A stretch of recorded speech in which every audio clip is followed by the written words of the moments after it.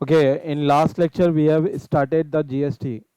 So what is the full form of GST is Goods and Service Tax. तो बेटा हम लोगों ने सेक्शन 1 देखा था, ठीक है, याद है आप लोग को सेक्शन 1? तो सेक्शन 1 किस बारे में बात करता है? Section 1 deal with the nature, extend and applicability. तो what do you mean by nature? तो हम लोग क्या पढ़ रहे हैं? नाम क्या तुम्हारा? नाम क्या है तुम्हारा? तो क्या पढ़ रहे हैं? Goods and service tax act 2017 कब पैदा हुआ था? It was introduce. तो जीएसटी वाज इंट्रोड्यूस. तो बेटा ये जीएसटी नाम का नन्ना मुन्ना बच्चा कभी पैदा हुआ था? 1 जुलाई 2017, 1 जुलाई. और बेटा ये जीएसटी कहाँ पे एप्लीकेबल है? तो बेटा GST is applicable to whole of India. GST is applicable to whole of India. Is it clear? ये 3 पॉइंट क्लियर है सब लोग को? तो हम लोग क्या पढ़ रहे हैं बेटा? जीएसटी. जीएसटी एक्ट 2017, ठीक है, इट वाज इंट्रोड्यूस. तो जीएसटी कब पैदा किया गया था? राइट, कब पैदा हुआ? तो GST was introduce on 1 July 2017 and GST is applicable to whole of India. ठीक है, उसके बाद फिर हम लोगों ने डेफिनेशन देखा था, यस और नो. तो डेफिनेशन सब लोग को याद होना चाहिए. तो व्हाट इज द डेफिनेशन? कि GST is a tax. GST क्या है बेटा? टैक्स. अच्छा, ये डायरेक्ट टैक्स है कि इनडायरेक्ट टैक्स है? तो it is a indirect tax. It is a indirect tax. किसके ऊपर लगता है? On the supply. सप्लाई किस चीज का सप्लाई करेंगे तो जीएसटी लग जाएगा? तो सप्लाई ऑफ गुड्स, सर्विसेज, या तो बोथ. राइट, एक्सेप्ट क्या होता है? Alcoholic liquor for. तो बेटा दारू को छोड़ के, किसको छोड़ के? तो अगर दारू पियोगे तो बेटा उसके ऊपर जीएसटी नहीं लगेगा. तो क्या सर गवर्नमेंट अपना नुकसान करके ले रही है? तो बेटा उसके ऊपर अलग टैक्स लगता है जिसका नाम क्या है? Excise duty. और क्या लगता है? VAT and CST. तो वैट, एक्साइज ड्यूटी का मतलब क्या होता है? तो बेटा एक्साइज ड्यूटी का मतलब होता है tax on manufacturing, tax on. तो अगर दारू बनाओगे तो बेटा उसके ऊपर क्या लग जाएगा? Excise duty. और अगर दारू को बेचोगे, क्या करोगे? बेचोगे, सेल करोगे, तो बेटा क्या लग जाएगा? वैट. या तो क्या लग जाएगा? सीएसटी. वैट बोलेगा तो विद इन द स्टेट बेचोगे. महाराष्ट्र के भीतर अगर आप कोई चीज सेल करोगे तो बेटा क्या लगेगा? वैट. और महाराष्ट्र से निकलकर बाहर किसी दूसरे स्टेट में बेचा तो क्या लग जाता है? सीएसटी. तो वैट बोलो चाहे सीएसटी बोलो, it's a type of sales tax. It's a type of sales tax. Sales tax है वो. Is it clear? तो गवर्नमेंट अपना नुकसान नहीं करके ले रही है. ठीक है, गवर्नमेंट, राइट, दारू दारू पे जीएसटी तो नहीं लगाती, बट उसके अलावा दो अलग अलग तरह के टैक्स लगते हैं जिसका नाम क्या है? Excise duty and VAT. या तो क्या लगता है? सीएसटी. ठीक है, फिर मैंने आपको समझाया था जस्ट नॉर्मली कि what do mean bye goods. तो गुड्स का मतलब होता है every kind of movable property, every kind of. And what do mean bye services? Other than goods. जो गुड्स नहीं हो गया है, सर्विसेज है. Is it clear? फिर हम लोग फीचर्स देखे थे. और एग्जाम में अगर फीचर्स आएगा ये लिख दोगे तो बेटा you will get 10 out of 10. 10 marks के लिए पूछेगा. और अगर 5 मार्क्स के लिए पूछेगा तो भी 7-8 पॉइंट लिख दोगे, you will get full 5 out of 5. ठीक है, तो पहला पॉइंट क्या है? GST was introduce. कभी इंट्रोड्यूस हुआ था? अच्छा, जीएसटी कहाँ पे एप्लीकेबल है? तो क्या महाराष्ट्र में एप्लीकेबल है? क्या मुंबई में एप्लीकेबल है? नहीं. It is applicable to whole of India. It is applicable to. That's why it is called one nation. अच्छा, जीएसटी किसके ऊपर चार्ज किया जाता है? On the supply of. तो GST charge on the supply of what? किस चीज का सप्लाई करेगा तो जीएसटी लग जाएगा? तो सप्लाई ऑफ गुड्स, सर्विसेज और बोथ. एक्सेप्ट वन चीज, कौन सा? Alcoholic liquor for. Alcoholic liquor for human consumption. अच्छा, जीएसटी कौन सा टैक्स है? डायरेक्ट है कि इनडायरेक्ट है? अच्छा, जीएसटी किसके कौन सा बेस पे टैक्स लगता है? तो GST is based on the destination. GST is based on the. That's why it is called as GST is destination based tax. Which tax it is? जैसे मैंने आपको एग्जांपल दिया था. तो बेटा यहाँ पे दो तरह का सप्लाई होता है जिसको क्या बोला जाता है? Intra supply and intra supply and. What do mean bye intra supply? Intra supply बोलेगा तो मैं, राइट, गुड्स एंड सर्विसेज कहाँ सप्लाई कर रहा हूँ? With in the state. अगर विद इन द स्टेट कर रहा हूँ तो बेटा जो भी जीएसटी का रेट रहेगा उसका आधा आधा क्या कर देने का? बांट देने का. मतलब आधा, अगर एक रोटी कमाओगे तो बेटा आधी रोटी किसको देनी पड़ेगी? सेंट्रल गवर्नमेंट, मोदी जी को. और जैसे अपन महाराष्ट्र में रहते तो बेटा आधी रोटी कौन रखेगा? एक नाथ शिंदे, एक नाथ शिंदे, ठीक है, यहाँ का मुख्यमंत्री, यस, एक नाथ शिंदे, ठीक है कि नहीं? तो बेटा अगर राइट जीएसटी का रेट अगर 18% है, कितना है? तो बेटा 18% का आधा कितना होता है बोलो? 9%। तो बेटा 9% सीजीएसटी चार्ज होगा और 9% क्या चार्ज होगा? एसजीएसटी या तो क्या? यूटीजीएसटी, यूनियन टेरिटरी, क्या बोलते हैं इसको? तो कुछ यूनियन टेरिटरी है, ठीक है, वहाँ पे स्टेट की जगह पे क्या यूज कर देने का? बस यूनियन टेरिटरी। देखेंगे हम लोग कौन कौन से यूनियन टेरिटरी है, ठीक है? Is it clear? और मुंबई से गुड्स अगर मैंने बेचा दिल्ली को, तो बेटा स्टेट के बाहर बेचा ना, तो उसको कौन सा सप्लाई बोलेंगे? Inter supply. कौन सा सप्लाई बोलेंगे? और इंटर सप्लाई रहेगा तो बेटा आईजीएसटी लगता है। क्या लगता है? जिसमें आई का मतलब क्या है? आई का मतलब इंटीग्रेटेड जीएसटी। और ये पैसा किसके खाते में जाता है? किधर जमा कर देते हैं? Directly central government. फिर सेंट्रल गवर्नमेंट राइट ये पैसा बेटा स्टेट लोग को बांटती है। क्या करती है? बांटती है।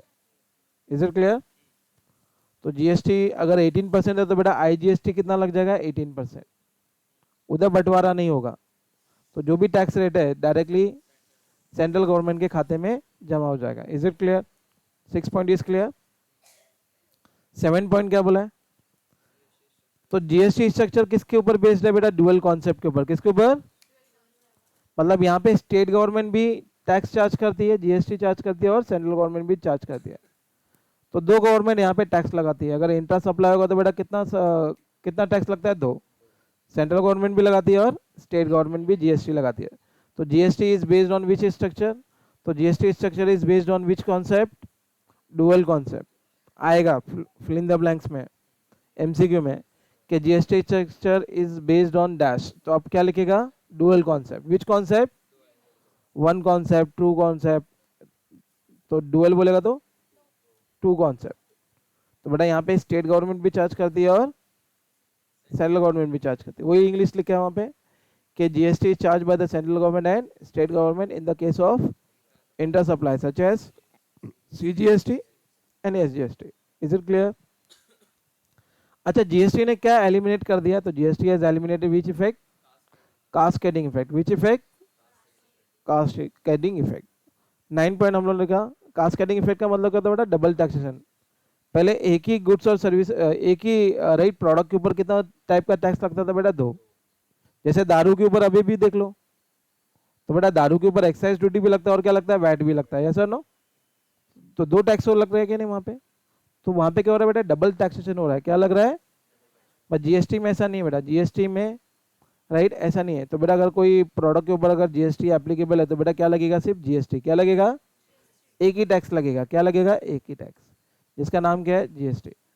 That's why it is called one nation one tax. One nation one tax, एक ही टैक्स लगेगा, चाहे आप गुड्स बेचो चाहे सर्विसेज। चाहे आप गुड्स बेचो या तो क्या बेचो? सर्विसेज। तो गवर्नमेंट एक ही टैक्स लगाएगा जिसका नाम क्या है? जीएसटी। Is it clear?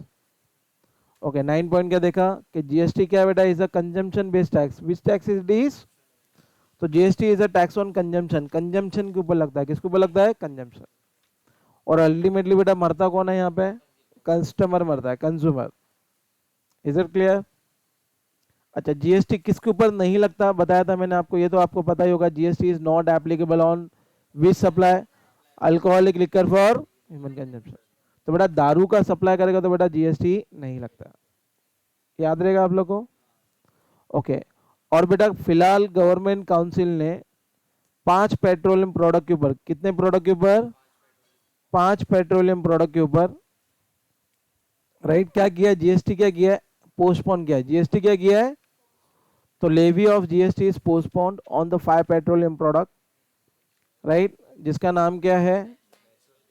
तो बेटा द मैप। नेशनल हाईवे क्या है? मैप। जिसमें एन का मतलब क्या है? तो एन का मतलब क्या है? Natural gas. एच का मतलब क्या है? High speed diesel. एम का मतलब क्या है? Motor spirit.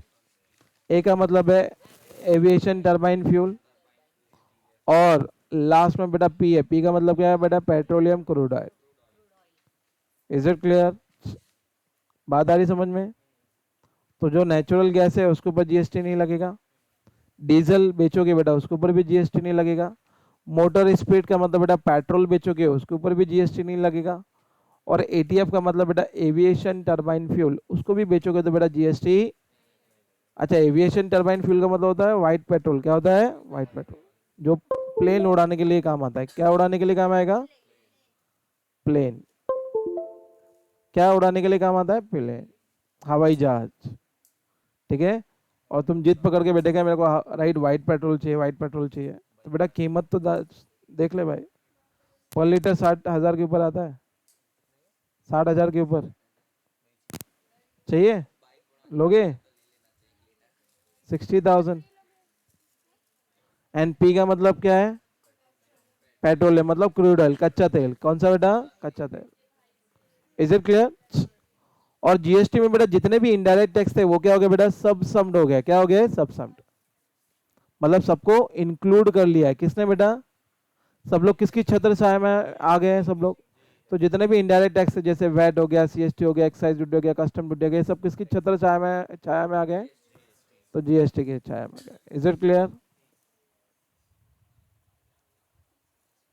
Okay, is it clear all of you? ये 12 फीचर्स याद रखना। Theory, right? तो जो लोग लास्ट लेक्चर में बैठे रहेंगे उन लोगों को तो याद हो गया होगा, यस और नो? तो रिवीजन करेंगे तो लोगों को ऐसे ही याद हो जाएगा। तो होता है ना थ्योरी याद, कि नहीं होता है? ये याद होता है, बाकी का आपको कॉमर्स और ये सब एक्सपोर्ट और ये सब याद नहीं होता। अच्छा, तो रट्टा मारने से अच्छा है उसको समझा करो। समझेगा तो ऑलरेडी याद हो जाएगा ना? यस। तो क्या हो गया?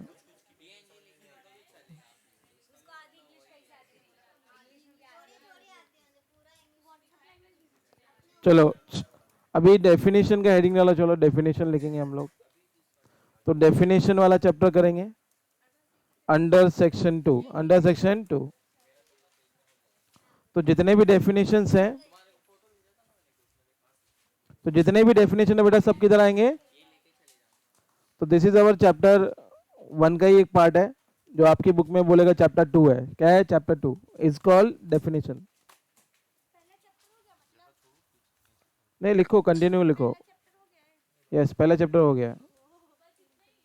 हाँ, इतना ही पढ़ने का। ठीक है। हाँ हाँ, दूसरा मजे करो।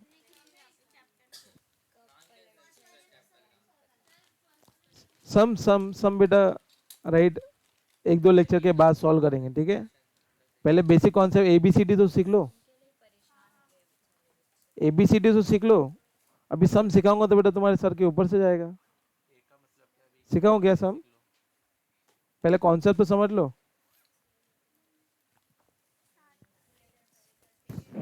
तो सबसे पहले हम लोग जो डेफिनेशन देखने वाले हैं बेटा, बिजनेस। क्या बोलेंगे? बिजनेस। तो बिजनेस का दायरा बहुत बड़ा है जीएसटी के राइट अंडर। जीएसटी के अंदर बिजनेस का दायरा काफी बड़ा है। ठीक है, तो पहला जो डेफिनेशन हम लोग सीखने वाले बेटा उसका नाम क्या है? बिजनेस। क्या है? बिजनेस। और जो भी डेफिनेशन है बेटा किस सेक्शन में दिया जाता है? Section 2, under section 2। ठीक है, sub clause A, clause A 17 या सब सेक्शन 17 बोल सकते हो।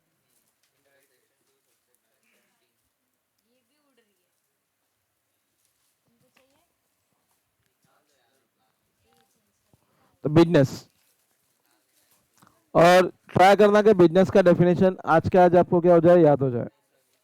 ठीक है, टोटल 7 पॉइंट है। कितने पॉइंट है? टोटल 7 पॉइंट है।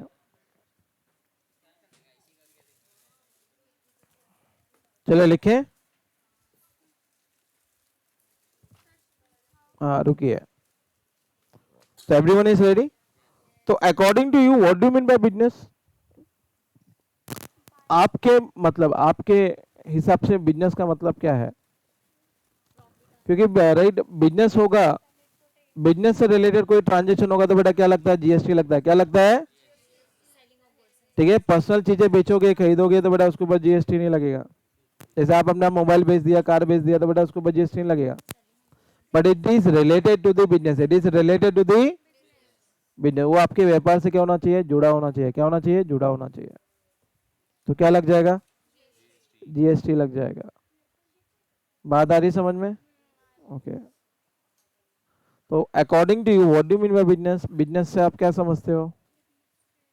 कहीं पढ़ा होगा ना बिजनेस के बारे में, कॉमर्स में, ओसी में।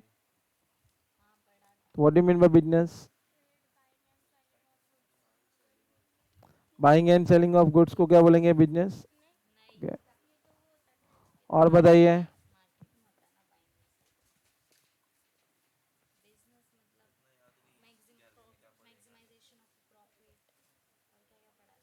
तो what is the main objective of the business is, आप जो सीखे हो, what is the main objective of the business is to earn profit. Okay, ये सीखे हैं ना आप लोग? ओके, चलिए। तो बिजनेस इंक्लूड्स, तो चलिए, कुछ नहीं पता अपने को।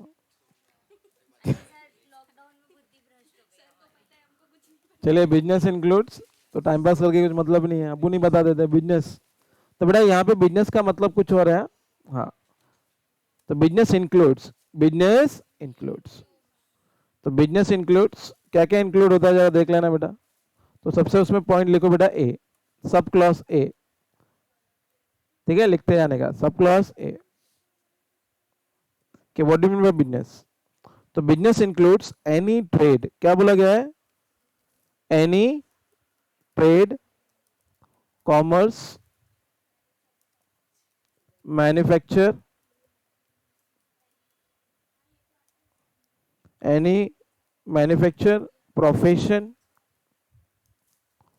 Vocation, adventure, adventure, comma, wager, or any other similar activity, any other similar activity whether profit oriented or not, whether profit oriented or not. So what do you mean by business? Business means, business includes, तो बेटा trade, commerce, manufacture, TCM, क्या याद रखने का, TCM. तो TCM का मतलब क्या बेटा, trade, commerce, manufacture, trade, commerce, manufacture, profession, adventure, vocation, wager, or any other similar activity, or any other similar activity whether profit oriented or not, whether profit oriented or not, whether profit oriented or not। ठीक है, तो एक एक word का अपन मतलब समझते हैं। What do mean bye trade, trade का मतलब क्या होता है, बाइंग एंड सेलिंग ऑफ, पता है ना ट्रेडिंग मतलब क्या होता है, buying and selling of goods and service. तो बेटा उसको क्या बोलेंगे, ट्रेड, क्या बोलेंगे, ट्रेड। अच्छा, गुड्स कौन मैन्युफैक्चर करता है बेटा, मैन्युफैक्चर, कौन मैन्युफैक्चर करता है, मैन्युफैक्चर्स, मैन्युफैक्चर करेगा ना, इंडस्ट्री उसको क्या करेगी, मैन्युफैक्चर करेगी। बट मार्केट में गुड्स बेचने का काम कौन करता है बेटा, डिस्ट्रीब्यूशन करने का काम कौन करता है, कॉमर्स, कौन करता है, कॉमर्स। तो बेटा राइट, गुड्स बनाएगा कौन, मैन्युफैक्चर कौन करेगा, इंडस्ट्री, कौन कौन करेगा, इंडस्ट्री। तो कारखाने, कारखाने देखे होंगे ना अपने, फैक्ट्री। तो बेटा फैक्ट्री, मैन्युफैक्चरिंग, कुछ भी बोल लो। तो बेटा इनका काम क्या है बेटा, प्रोडक्शन करना, मैन्युफैक्चरिंग करना, converting raw material into the finish goods, converting raw material into the. But market में बेचने का काम किसका है, जैसे तुम फ्रिज बना रहे थे बेटा, फ्रिज का तुम सर पे अपने रख के लेके जाएगा। तो बेटा बेचने का काम कौन करेगा, हेल्प कौन करेगा, तो बेटा कॉमर्स करेगा, क्या कौन करेगा, commerce. And commerce is divided into two parts, आपने 11th में सीखा होगा, trade and aids to trade, yes or no, trade and aids to trade, मतलब बिजनेस को एड्स बोलेगा तो कोई बीमारी है, बीमारी नहीं है, एड्स बोलेगा तो सपोर्ट कर रहा है किसको बेटा, ट्रेड करने के लिए। और ट्रेड करने के लिए कौन सपोर्ट करेगा मेरे को, तो बेटा ट्रांसपोर्टेशन के लिए मुझे क्या चाहिए, ट्रांसपोर्टेशन, यस और नो। ठीक है, किसी ने मेरे को चेक दिया तो बेटा चेक कहाँ डालेगा, तो बेटा बैंकिंग सर्विसेज। ठीक है, इंश्योरेंस कंपनी है, तो जो अपने को इंश्योर कर दिया, अगर रास्ते में अगर अपना गुड्स कुछ डैमेज हो जाए, राइट। तो उसके लिए मेरे को मैं क्या निकालना पड़ेगा, मुझे इंश्योरेंस क्लेम निकालना पड़ेगा। या एक चैप्टर आपने क्या होगा, fire insurance claim, yes or no? SY में किया था कि नहीं? यस। एफ आई में था, एफ आई में सेमेस्टर 2 में था ना, फायर इंश्योरेंस क्लेम।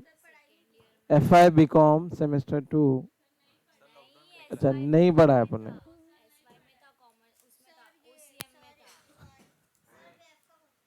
किसमें? अरे सेमेस्टर 2 में आपको फाइनेंशियल अकाउंटिंग एक सब्जेक्ट था।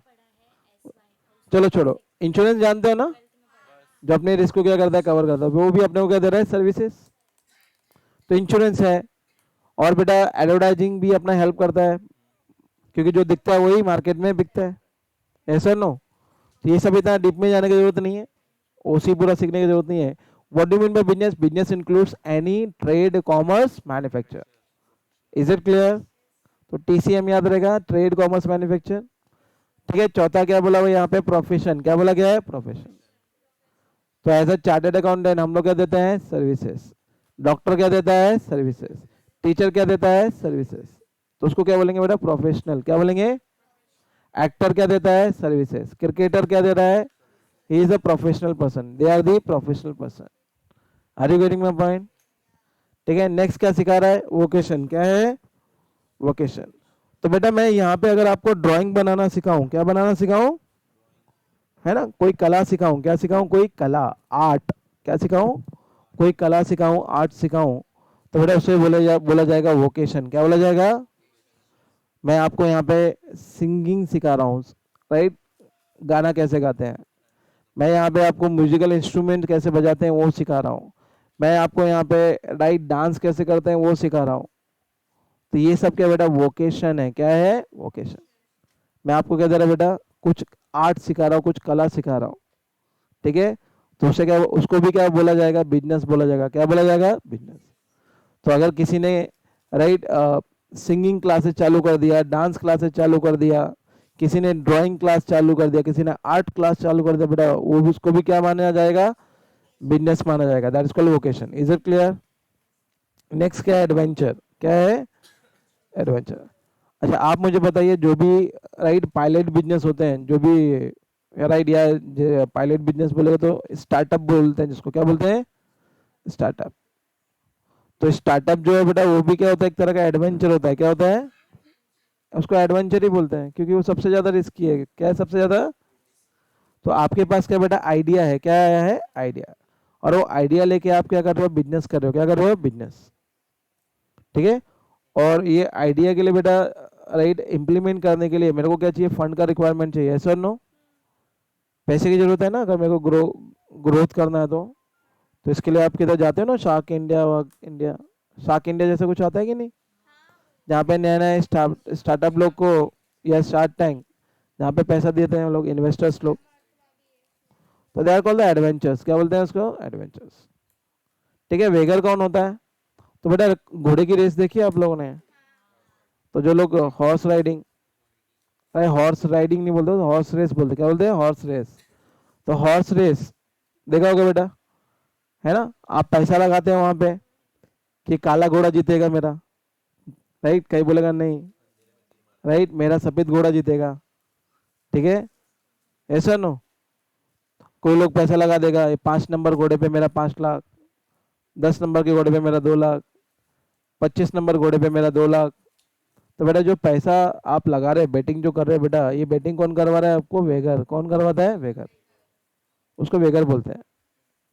या उससे जुड़ी हुई कोई भी any other similar activity, any other similar activity जिसका मकसद प्रॉफिट कमाना हो या ना हो, जिसका मकसद क्या हो, प्रॉफिट कमाना हो या ना हो, उसको क्या बोलेंगे हम लोग? बिजनेस बोलेंगे। क्या बोलेंगे? भले तुम्हारा मोटिव प्रॉफिट कमाना हो या ना हो, उसको क्या बोला जाएगा? बिजनेस। तो बिजनेस का मतलब क्या होता है? Any trade, commerce, manufacture, profession, vocation, adventure, or any or wager, any other similar activity whether profit oriented or not. पहला लाइन याद हो गया? Is it clear? चलिए बी, बी पॉइंट पढ़ेंगे, सब क्लॉज बी। तो लिखो बेटा एनी एक्टिविटी। क्या लिखा गया है? Any activity or transaction, any activity or transaction in connection with और इंसिडेंटल और ancillary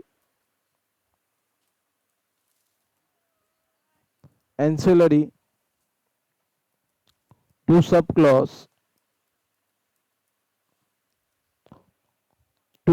कौन सा बेटा, ए।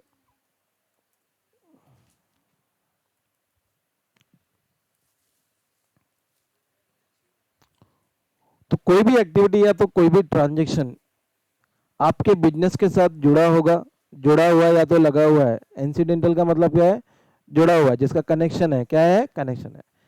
और एंसिलरी का मतलब क्या होता है, लगा हुआ है, क्या हुआ है, लगा हुआ है। तो बेटा ऐसे सभी ट्रांजेक्शन को हम लोग क्या बोलेंगे, बिजनेस बोलेंगे। क्या बोलेंगे, business. Is it clear?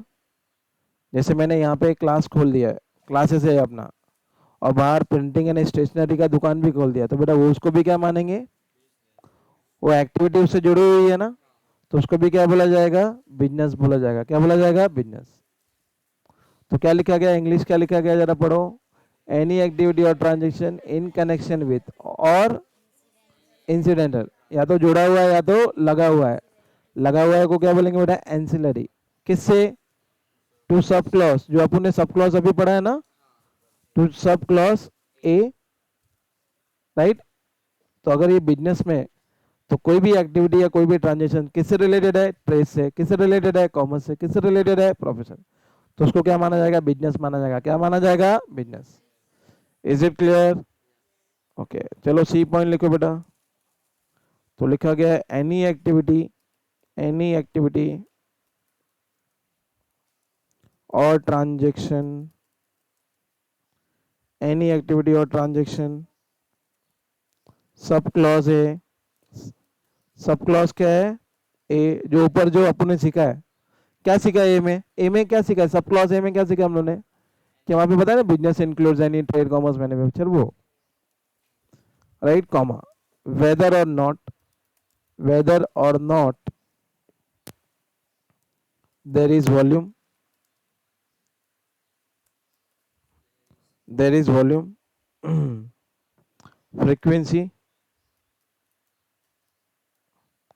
frequency, comma continuity और regularity of such transaction।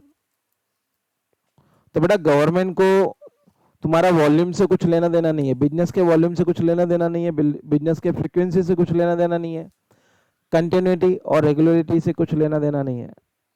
अगर आप एक बार भी कोई ट्रांजेक्शन करोगे तो बेटा उसके ऊपर भी क्या लग जाएगा, जीएसटी लग जाएगा। क्या लग जाएगा, बिजनेस समझ के गवर्नमेंट क्या लगा देगी, जीएसटी लगा देगी। क्या लगा देगी, जीएसटी।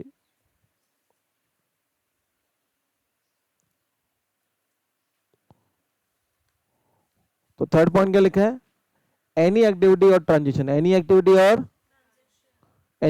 और ट्रांजेक्शन किससे रिलेटेड है, ये सब क्लॉज है। क्या बोला गया बेटा, वेदर और नॉट, तो बेटा गवर्नमेंट को तेरा वॉल्यूम से कुछ लेना देना नहीं है, फ्रीक्वेंसी से कुछ लेना देना नहीं है, कंटिन्यूटी से कुछ लेना देना नहीं है, रेगुलरिटी से कुछ लेना देना नहीं है। अगर कोई भी ट्रांजेक्शन आप पहली बार भी करोगे तो बेटा तो क्या लग जाएगा, जीएसटी लग जाएगा। क्या लग जाएगा, जीएसटी। ठीक है। तो बेटा यहाँ पे एक स्टूडेंट आए, 10 स्टूडेंट आए, 100 स्टूडेंट आए, तो अगर मेरी क्लासेस का अगर मैं जीएसटी पे करता हूँ तो बेटा मैं हर एक बच्चे के ऊपर क्या चार्ज करूंगा, जीएसटी टैक्स मुझे चार्ज करना ही है। तो मेरा वॉल्यूम नहीं देखा जाएगा कि मेरा 1 यूनिट बिक रहा है, 100 यूनिट बिक रहा है, 1000 यूनिट बिके कंपनी का, कुछ फर्क नहीं पड़ता। लाख यूनिट बिके कंपनी का, कुछ फर्क नहीं पड़ता। 1 यूनिट भी अगर तुमने बेचा तो क्या लग जाएगा, जीएसटी लग जाएगा। क्या लग जाएगा, जीएसटी। Is it clear? ठीक है। जिसका किससे लेना देना नहीं है, वॉल्यूम से कुछ लेना देना नहीं है, फ्रीक्वेंसी से कुछ लेना देना नहीं है कि माल कैसे बिक रहा है। ठीक है, फ्रीक्वेंसी से कुछ लेना देना नहीं है, रेगुलरिटी से कुछ लेना देना नहीं है कि कोई तुम बोलेगा मेरा सीजनल बिजनेस है ना, बारिश आता तो मैं छाता बेचता हूँ, ठीक है, और ठंडी आ गया तो मैं स्वेटर वगैरह बेचता हूँ।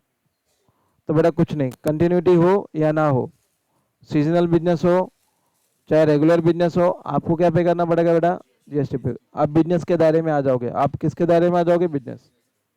Is it clear? तो any activity or transaction sub clause है, वेदर और not there is volume, whether और not there is volume, frequency, continuity or regularity of such transaction. Simple है, 3 पॉइंट याद हो गया। पहला पॉइंट क्या बोलता है, क्लॉज ए क्या बोलता है, business includes any trade commerce manufacture, बोलते जाइए साथ में, बोलते जाने का, बोलोगे तो याद हो जाएगा, बराबर कि नहीं। तो what do mean by business, business includes any trade commerce manufacture profession vocation adventure wager or any other similar activity. तो बेटा उसका प्रॉफिट कमाने का मकसद हो या ना हो, weather profit oriented or not. फिर क्या सेकंड पॉइंट का सीखा, yes any activity or transaction right in connection with और इंसिडेंटल और एंसिलरी, किससे कनेक्शन है, सब क्लॉज है। तो बेटा उससे रिलेटेड कोई भी एक एक्टिविटी करोगे तो बेटा क्या माना जाएगा, बिजनेस। ठीक है, तीसरा पॉइंट, तो बेटा गवर्नमेंट को किससे लेना देना नहीं है तेरा, तो बेटा वेदर और not there is volume frequency continuity or regularity. Is it clear, is it clear, okay. D, D लिखेंगे बेटा, तो डी का मतलब बेटा सप्लाई, क्या लिख लो, supply or acquisition, supply or acquisition of goods including capital goods and services in connection with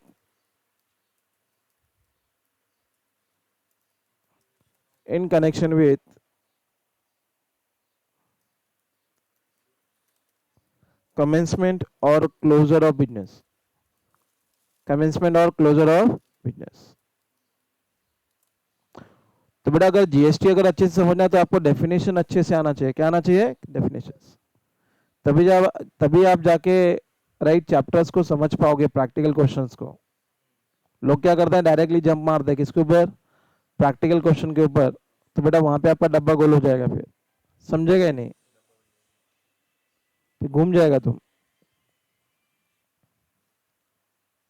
चलिए क्या इंग्लिश लिखा है, तो बेटा क्या लिखा है, सप्लाई कर रहा हूं मैं, क्या कर रहा हूं, सप्लाई। और क्या कर रहा हूं, एक्विजिशन, एक्विजिशन को अंडरलाइन करके लिख लेना, पहले लिख लो, चलो हो गया सब लोग का, लिख के बता देना।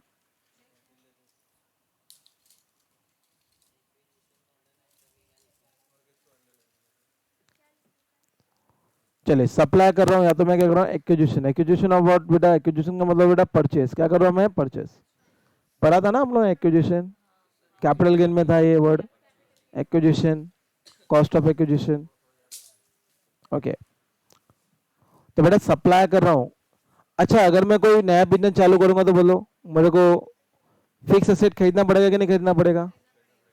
जैसे अगर मुझे क्लास चालू करनी है तो बेटा मुझे सबसे पहले लैंड चाहिए, मतलब क्लास चाहिए, क्लास के बाद मैं फर्नीचर लेके आऊंगा।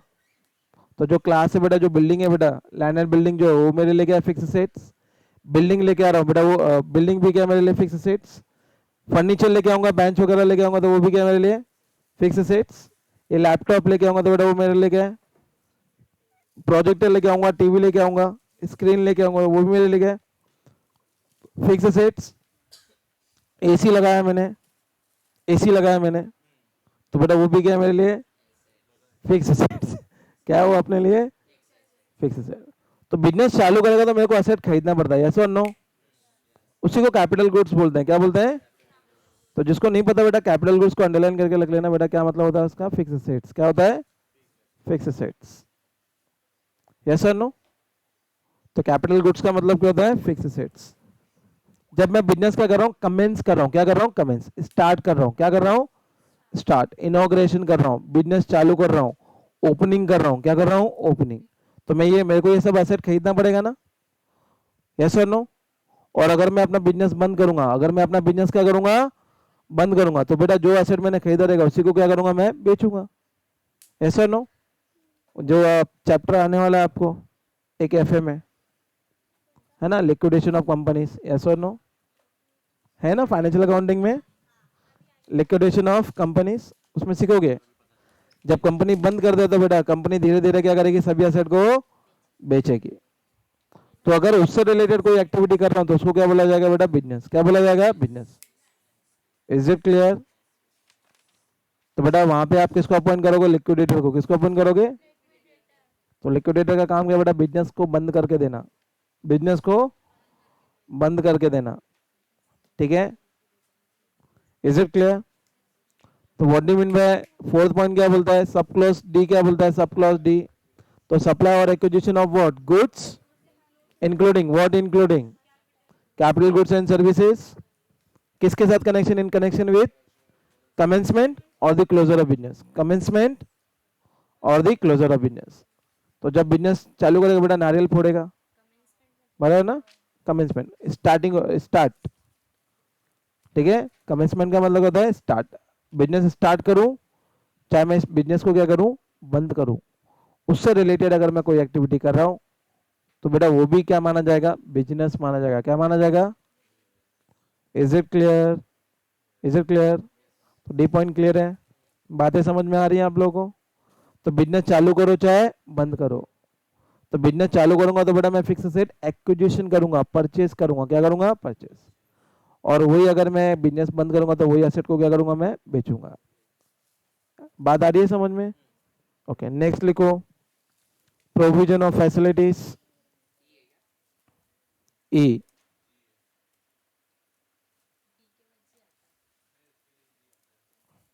तो लिखो प्रोविजन ऑफ फैसिलिटीज। तो प्रोविजन ऑफ फैसिलिटीज, और ये बेटा फैसिलिटीज आपको कौन दे रहा है, बाय अ क्लब। कौन दे रहा है, बाय अ क्लब, सोसाइटी और एसोसिएशन। किसको दे रहा है, टू इट्स मेंबर्स। किसको दे रहा है, टू इट्स मेंबर्स। और फोकट में नहीं दे रहा है बेटा, उसके बदले क्या ले रहा है, कंसिडरेशन। क्या ले रहा है, फॉर कंसिडरेशन। क्या ले रहा है, फॉर कंसिडरेशन। तो provision of facility by club, society और एसोसिएशन टू इट्स मेंबर्स। तो बेटा फोकट में नहीं दे रहा है, उसके बदले क्या ले रहा है तुम, पैसा। तो बेटा प्रोविजन ऑफ फैसिलिटी, फैसिलिटीज का मतलब बेटा सर्विसेज। क्या होता है, सर्विस। तो कौन सर्विसेज दे रहा है आपको, आपका क्लब। क्या दे रहा है आपको, क्लब। या कौन दे रहा है आपको, सोसाइटी, जिस सोसाइटी में आप रहते हो। या तो कौन दे रहा है, एसोसिएशन। किसको देगा, अपने मेंबर को देगा। किसको देगा, अपने मेंबर को देगा। और उसके बदले क्या लेगा बेटा, कंसिडरेशन। तो उसको भी क्या मान लिया जाएगा, बिजनेस। जैसे आप किसी सोसाइटी में, हाउसिंग सोसाइटी में रहते होंगे तो बेटा आपको हर महीने मेंटेनेंस देना पड़ता है कि नहीं, मेंटेनेंस नाम का चिड़िया सुना है कि नहीं। तो मेंटेनेंस देना पड़ता है। तो जो भी आप 500, 1000 या 2000 रुपया जो मेंटेनेंस देते हो बेटा, राइट, सोसाइटी, सोसाइटी वो पैसा, वो पैसे से आपको क्या देती है बेटा, सर्विसेज देती है। किसको देती है, और सर्विसेज किसको देगी, अपने मेंबर को देगी। अपनी सोसाइटी वाले को देगी कि बाजू वाली सोसाइटी को देगी, अपनी वाले को देगी। और फोकट में तो देगी नहीं ना, उसके बदले क्या लेती है आपसे, कंसिडरेशन। किस फॉर्म में, in the form of maintenance, in the form of. तो उसको भी क्या बोला जाएगा, तो उसको भी हम लोग क्या बोलेंगे, बिजनेस। क्या बोलेंगे, बिजनेस। तो provision of facilities provided by the club, कौन प्रोवाइड कर रही है, क्लब, राइट। और कौन प्रोवाइड कर रहा है, सोसाइटीज, एसोसिएशन। किसको दे रहा है ये सर्विसेज, टू इट्स मेंबर। और उसके बदले क्या ले रहा है, कंसिडरेशन। तो बेटा उसको भी क्या मान लिया जाएगा, बिजनेस। Is it clear? तो ये ई तक क्लियर है। ए के बाद क्या आता है, एफ आता है। क्या करो,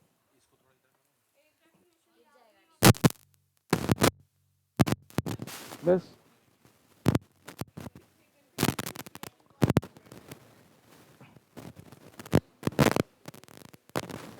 चलिए देखो, एडमिशन,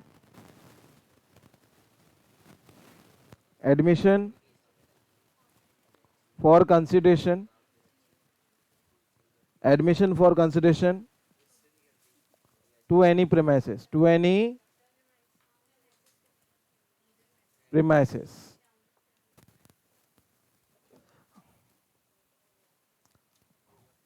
हाँ हो गया, admission for consideration to any premises.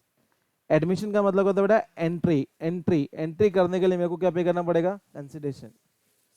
कहाँ पे एंटर करने के लिए, to enter any premises, to enter any premises. तो बेटा फोकट में नहीं होगा, उसके लिए मुझे क्या पे करना पड़ेगा, कंसिडरेशन। जैसे ये क्लास है बेटा, तो यहाँ पे उठे सीधे कोई भी बैठने को आ जाएगा क्या, कि चलो आज जीएसटी का लेक्चर करने का मन कर रहा है, चलो बैठ जाते हैं। तो कोई भी आ सकता है क्या, नहीं। कौन आ सकता है यहाँ पे, जो क्या पे करेगा बेटा, फीस पे करेगा। तो फीस क्या है आपके लिए, कंसीडरेशन। क्या है, कंसीडरेशन। बात आ रही है समझ में, इज इट क्लियर, है ना। तो सर मैसेज डालते रहते हैं ना, प्लीज क्लियर और सेमेस्टर 5 फीस, है ना। हाँ कहना डालते रहते कि नहीं सर। हाँ, तो enter into the any premises. तो कोई थिएटर में पिक्चर देखने के लिए जाओगे, तो बेटा आज मन किया तुम्हारा पिक्चर देखने के लिए, तो ऐसे घुस जाओगे किसी भी थिएटर में। तो क्या है उसके लिए, के क्या लिख रही है, क्या चल रहा है तुम लोग का।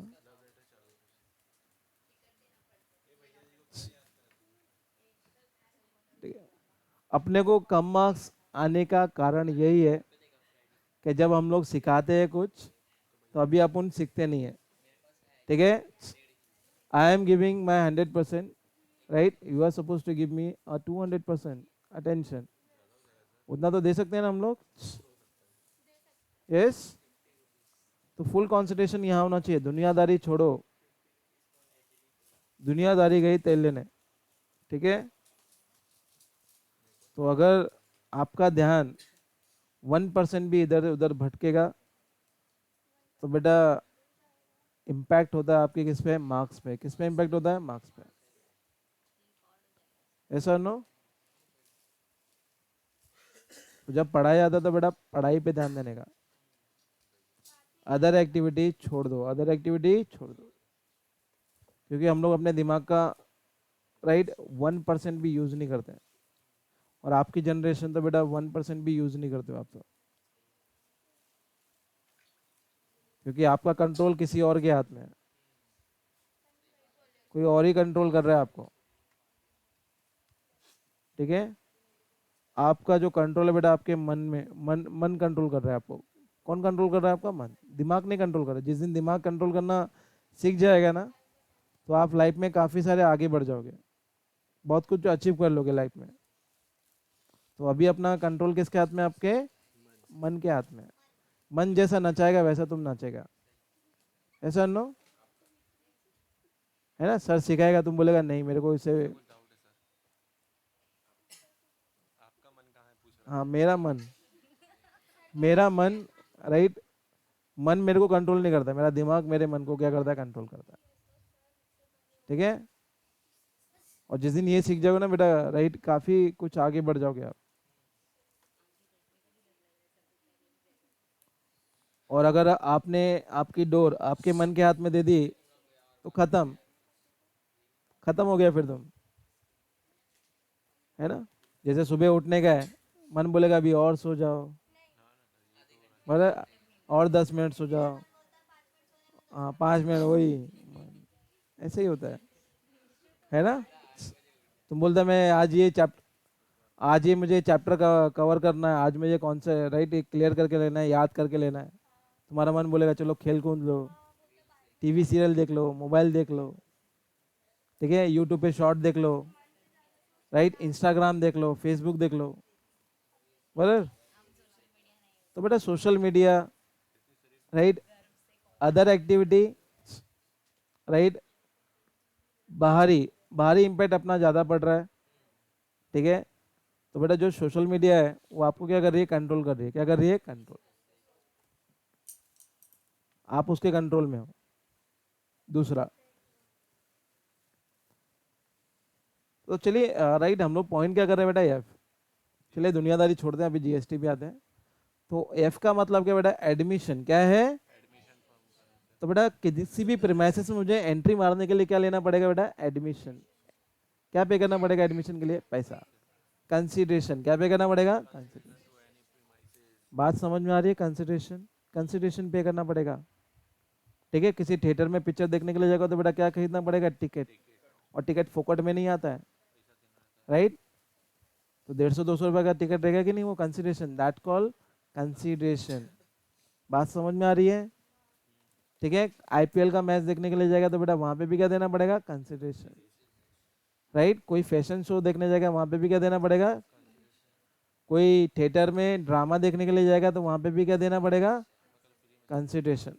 तो बेटा फोकट में कोई भी चीज नहीं मिलती, ऐसा नो, सबके लिए कीमत चुकानी पड़ती है, उस कीमत को क्या बोलते हैं, कंसिडरेशन, ठीक है। Admission, for a consideration to enter any premises, is it clear, okay. चलिए आगे लिखिए। तो बेटा एफ के बाद क्या आता है, एबीसीडी आता है ना जी, जी। तो चलिए, तो लिखो सर्विसेज, अल्लाह नहीं हो जाएगा, अल्लाह को नहीं करना, अपने को करना है।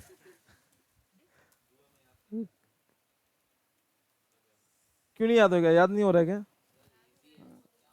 तो services supplied by a person, services supplied by a person as the holder of an office, as the holder on the office, which has been accepted, which has been, which has been accepted,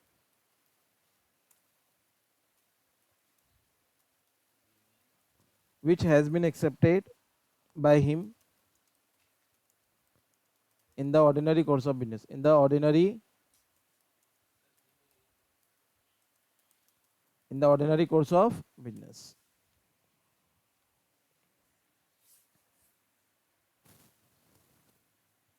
तो services supplied by a person, services supplied by a person, services supplied by a person as the holder of an office, as the holder of an office, which has been accepted by him, which has been accepted by him, right, him आएगा ये, which has been accepted by him, him in the ordinary course of business, in the ordinary course of business। तो आप मुझे बताइए बेटा, company right चलाता कौन है, बोर्ड ऑफ डायरेक्टर्स के share holder,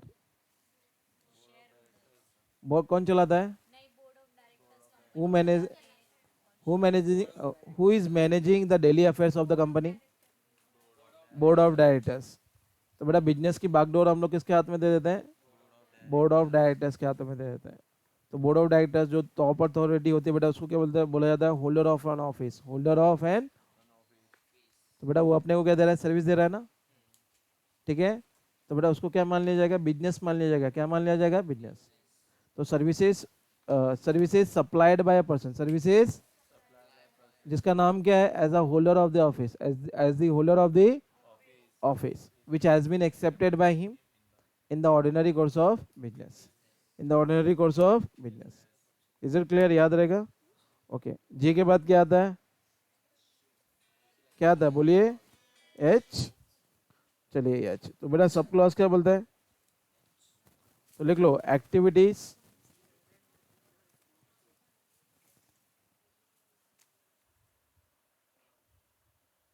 activities of race club, which club, race, race club है ना, काला काला घोड़ा पीला घोड़ा जो रेस लगवाते हैं, by way of, by way of, by way of totalisator, totalisator or licence, totalisator or licence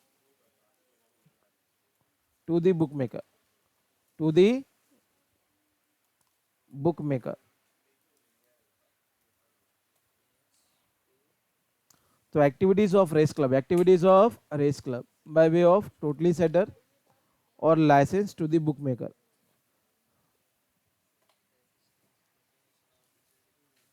तो activities of race club, activities of race club by way of totalisator or licence to the book maker. Sir इसका मतलब क्या है, समझा दो। तो बेटा जो राइट आप जो रेस के ऊपर जो पैसा लगाओगे, तो बेटा किसी ना किसी सिस्टम के थ्रू ही लगाओगे ना, कि मेरा राइट 5 घोड़े पे इतना, 5 नंबर के घोड़े पे इतना पैसा लग गया, 10 नंबर घोड़े पे मेरा इतना पैसा लग गया, 2 लाख लग गया, 25 नंबर घोड़े पे मेरा राइट 5 लाख रुपया लग गया। ऐसा ना, तो जो पैसा लगाओगे तो बेटा उस सिस्टम के थ्रू लगाओगे, और उस सिस्टम को क्या बोला जाता है, टोटली सेटर बोला जाता है। क्या बोला जाता है, टोटली सेटर। जिसका लाइसेंस किसने दिया है, गवर्नमेंट ने दिया है। किसने दिया है? तो जो एज आप बेटिंग कर रहे हो, क्या लगा रहे हो, बेटिंग। क्या कर रहे हो, बेटिंग कर रहे हो ना एक तरह से आप। तो बेटा बेटिंग कर रहे हो कि राइट काला घोड़ा जीतेगा, कि सफेद घोड़ा जीतेगा, कि ब्राउन घोड़ा जीतेगा। तो बेटा जो उसके ऊपर जो तुम सट्टा लगा रहा है, पैसा लगा रहा है, बेटिंग जो कर रहा है, तो बेटा उसको सिस्टम के थ्रू करना पड़ता है। उस सिस्टम को हम लोग क्या बोलते हैं, टोटली सेटर। क्या बोला जाता है? तो बेटा उसको भी बिजनेस मान लिया जाएगा। उसको भी क्या मान लिया जाएगा, बिजनेस मान लिया जाएगा। Is it clear? तो activities of race club, activities of race club by way of totalisator or licence to the bookmaker, to the bookmaker. Bookmaker का मतलब होता है जो सट्टा लगा रहे हैं। क्या लगा रहे हैं, सट्टा लगा रहे हैं। और सट्टा किसके थ्रू लगाओगे बेटा, सिस्टम के थ्रू। किसके थ्रू? चलिए लास्ट पॉइंट आई आ गया आपका। यस, तो activity any activity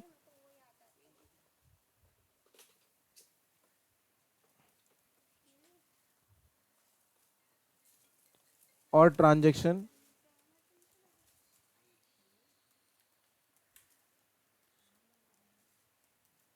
undertaken by कौन दे रहा है बेटा, ये अंडरटेकन बाय गवर्नमेंट लिख लो, सिंपल लिख लो गवर्नमेंट। और गवर्नमेंट का मतलब क्या होता है, आपको पता है? पता है ना कौन सा गवर्नमेंट? तो बेटा स्टेट गवर्नमेंट, या तो कौन सा बेटा, central government.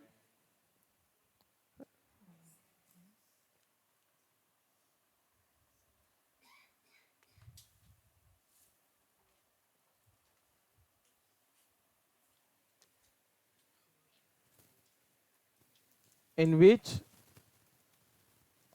they are engaged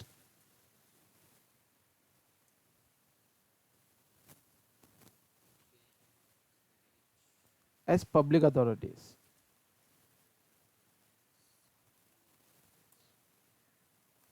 तो any activity or transaction undertaken by the government. Government का मतलब क्या है बेटा, यहाँ पे दोनों लिख सकते हैं आप, central government and state government. तो बेटा सेंट्रल गवर्नमेंट या स्टेट गवर्नमेंट अगर मेरे को कोई गुड्स सर्विसेज सप्लाई करेगी, तो बेटा उसको भी क्या मान लिया जाएगा, बिजनेस मान लिया जाएगा। क्या मान लिया जाएगा, बिजनेस।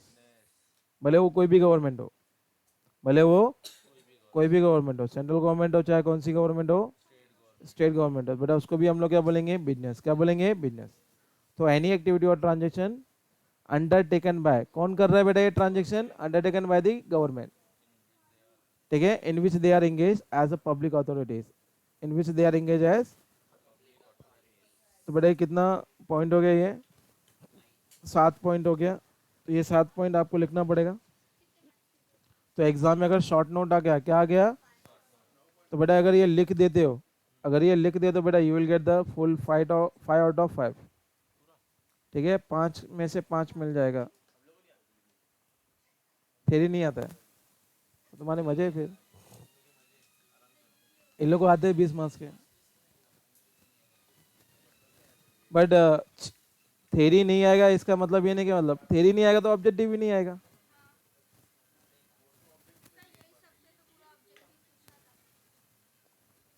अच्छा थ्योरी नहीं आएगा तो ऑब्जेक्टिव आएगा क्या अपने को, तो उधर चले जाएंगे आपके मार्क्स।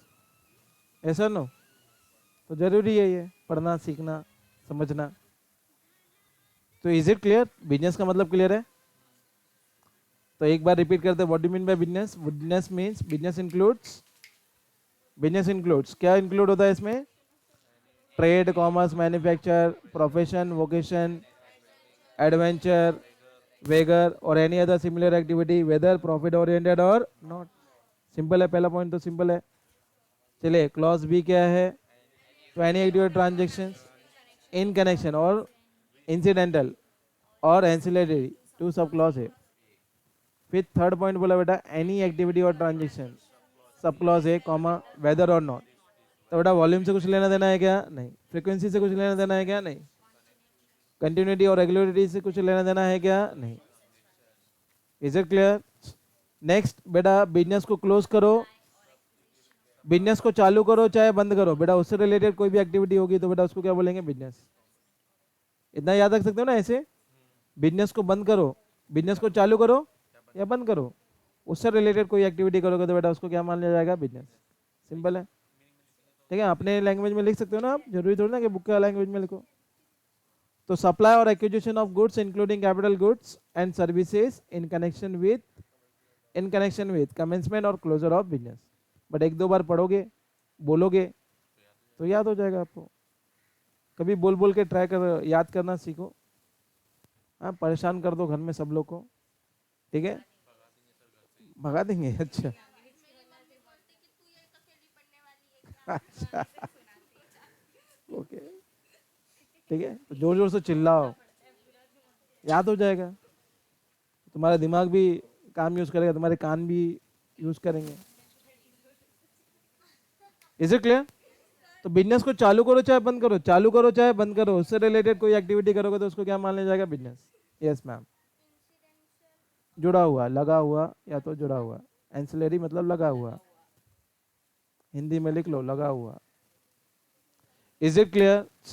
बेटा एफ क्या बोलता है, एफ क्या बोलता है, F provision of facilities right by, by कौन दे रहा है, क्लब। कौन दे रहा है, सोसाइटी। कौन दे रहा है, एसोसिएशन। किसको देगा ये सर्विसेज, किसको देगा, तुम अपने मेंबर को देगा। किसको देगा, फोकट में देगा क्या, क्या लेगा, कंसिडरेशन। जैसे आपका सोसाइटी आपने आपके मेंबर से क्या लेता है, मेंटेनेंस चार्जेस। क्लब वाला भी अपने मेंबर से क्या लेगा, राइट, सब्सक्रिप्शन, ऐसा ना, मेंबरशिप फीस। तो जो भी आप पे करोगे बेटा फोकट में नहीं पे करोगे, रहेगा। तो जो भी सर्विस आपको क्लब दे रहा है, सोसाइटी दे रहा है, एसोसिएशन दे रहा है, फोकट में नहीं दे रहा है, उसके बदले क्या ले रहा है आपसे, कंसिडरेशन। तो बेटा उसको क्या मान लिया जाएगा, बिजनेस मान लिया जाएगा। क्या मान लिया जाएगा, बिजनेस। अच्छा, किसी भी प्रीमाइसेस में एंटर होने के लिए अपने को क्या खरीदना पड़ेगा, क्या पे करना पड़ेगा बेटा, कंसिडरेशन। तो admission for a consideration to enter into any premises. Is it clear? तो services supplied by the person as, जिसका नाम क्या है, as a holder of the office, which has been accepted by him, which has been accepted by him in the ordinary course of business। याद हो गया? और फिर रेस, काला घोड़ा, राइट, काला घोड़ा, नीला घोड़ा, ब्राउन घोड़ा, लाल घोड़ा, व्हाइट घोड़ा, सफेद घोड़ा। तो बेटा उसके ऊपर जो पैसा लगाओगे, तो बेटा किसी सिस्टम में पैसे लगाना पड़ेगा ना, उस सिस्टम को क्या बोला जाता है, टोटली सेटर। तो activities by way of race club by way of totalisator or licence to the bookmaker, तो उसको क्या बोला जाएगा, बिजनेस। और गवर्नमेंट कोई भी एक्टिविटी करेगी तो बेटा उसको भी क्या माना जाएगा, बिजनेस। Is it clear? ऐसे याद रखो, ऐसे फिर क्लिक हो जाएगा आपको। तो एनी एक्टिविटी और transactions undertaken by the government in which they are engaged as a public authority, in which they are engaged as, yes, हाँ भरती है, ठीक है। तो जरूरी नहीं है बेटा गवर्नमेंट जीएसटी नहीं पे करेगी, तो गवर्नमेंट भी जीएसटी पे करती है। Is it clear? याद हो गया? ओके, हाँ बस नहीं हो गया बेटा, चलो। गवर्नमेंट खुद को ही पे करेगी। फायदा ही फायदा है ना, उसका पैसा उतना बच जाएगा अगर वो नहीं पे करेगी तो।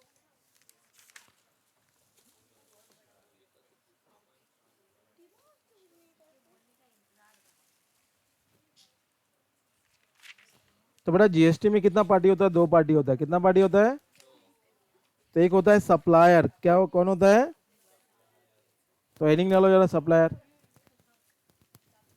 Under section 2 subsection 105 sub clause.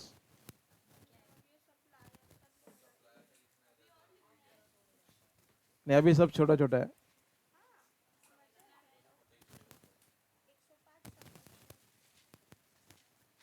तो सप्लायर, तो बेटा सप्लायर को एकदम सिंपल लैंग्वेज में लिखेंगे, जो पर्सन क्या कर सप्लाई करता है, गुड्स एंड सर्विसेज और बोथ, उसको हम लोग क्या बोलते हैं, supplier. A person who supplies, a person who, तो लिख लो अ person who supplies.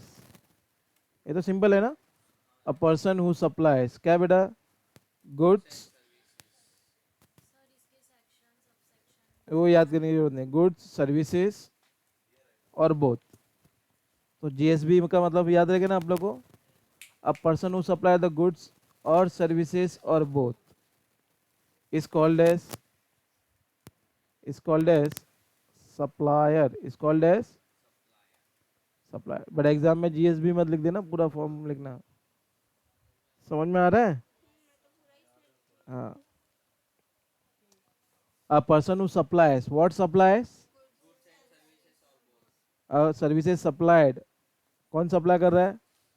Right, by a person, by a person. बेटा उस पर्सन को अपन क्या बोलते हैं? सप्लायर। क्या बोलते हैं? A person who supply, what supply? Good services और both is called as supplier. कुछ है क्या इसमें? नहीं है। अच्छा, दूसरा पॉइंट लिखना बेटा, अगर कोई agent supplying of on the behalf of the supplier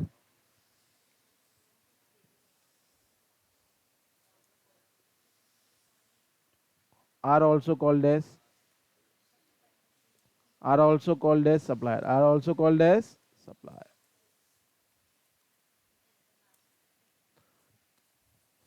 are also called as supplier, are also called as supplier। तो बेटा सप्लायर के बिहाफ पे कौन गुड सप्लाई कर रहा है? एजेंट। तो बेटा उसको भी अपन क्या बोलेंगे? सप्लायर बोलेंगे। क्या बोलेंगे? सप्लायर। जैसे मैंने आप लोग को एजेंट अपॉइंट किया सब लोग को, और बोला ये टेक्स्ट बुक बेचो, तुमको 50 रुपया कमीशन दूंगा। कितना कमीशन दूंगा? 50 रुपया मिलेगा। कितना मिलेगा? 50 रुपया मिलेगा पर बुक बेचेगा तो बेटा आप मेरे बिहाफ पे क्या करोगे? ये बुक बेचोगे, तो बेटा आपको भी क्या कंसिडर कर लिया जाएगा? Supplier. Is it clear? Simple है। कुछ है क्या इसमें? ओके। अच्छा, दूसरा पर्सन कौन होता है इसमें? तो बेटा दूसरा जीएसटी में पर्सन होता है, उसको बोला जाता है बेटा रेसिपिएंट। क्या बोला जाता है?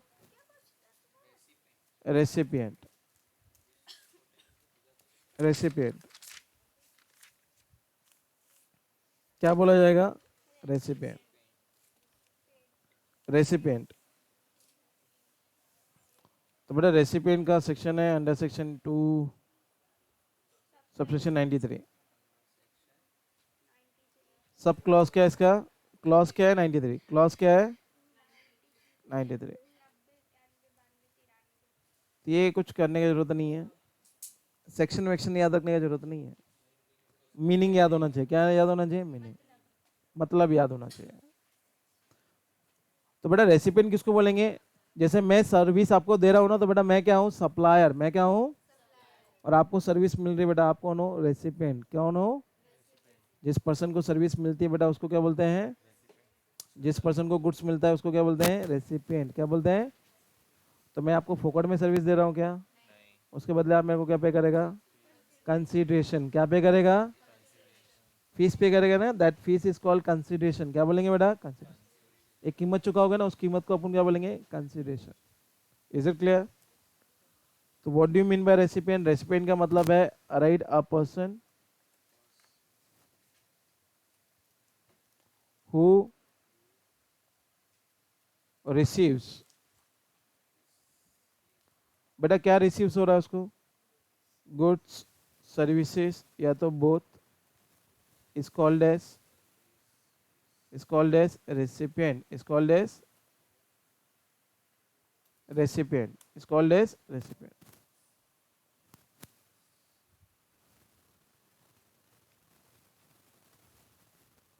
is it clear?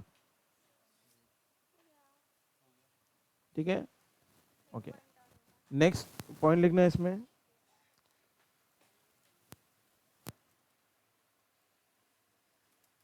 तो बेटा recipient of supply of what? Goods, services और both means where a consideration is payable, where a consideration is payable। तो बेटा मैं आपको सर्विस दे रहा हूं तो आप मुझे क्या पे करोगे? कंसिडरेशन। क्या पे करोगे? Consideration is payable. क्यों दोगे? क्यों दोगे? for the supply of, for the supply of what, for the of supply of goods services और both, या इसको बोला जाता person who is liable to, who is liable to pay that consideration, pay that consideration, जो liable है बेटा क्या पे करने के लिए, कंसिडरेशन। तो अगर आपने मेरे से कोई गुड्स लिया है, सर्विसेज लिया है, तो बेटा उसके बदले आप मुझे क्या पे करेगा, then you are liable to pay me the consideration, you are liable to pay me the consideration. Is it clear? Clear है? इतना 2 पॉइंट याद रख पाएगा? यस। तो रेसिपिएंट का मतलब क्या है, a person who receive the goods and services और both is called as recipient, या recipient of supply of goods and services और बोथ मींस राइट, क्या होता है, where a consideration is payable, where a consideration is payable, where consideration is payable. ठीक है, जो person क्या पे करता है बेटा, कंसिडरेशन क्या पे करेगा, उसको हम लोग क्या बोलेंगे बेटा, रेसिपिएंट क्या बोलेंगे। और उस वो मुझे पैसा क्यों देगा, उसको मजा आ रहा है क्या, क्योंकि मैंने उसको क्या दिया है बेटा, कुछ सप्लाई किया है, राइट। क्या सप्लाई किया, for the supply of, for the, तो कंसिडरेशन क्यों पे कर रहे हो, for the supply of, for the supply of what, good services और बोथ। या दूसरा रेसिपिएंट हम लोग इसको बोलेंगे the person who is liable to pay that consideration, the person who is liable to pay the person who is liable to pay the consideration. याद रहेगा ये आप लोग को, याद रहेगा। चलिए 4th पॉइंट लिखो बेटा यहाँ पे, कंसिडरेशन क्या लिखो, कंसिडरेशन।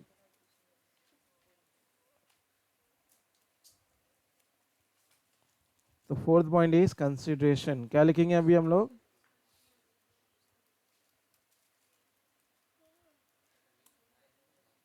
चलो सेक्शन नहीं लिखते हैं, कंसिडरेशन लिखते हैं, ठीक है,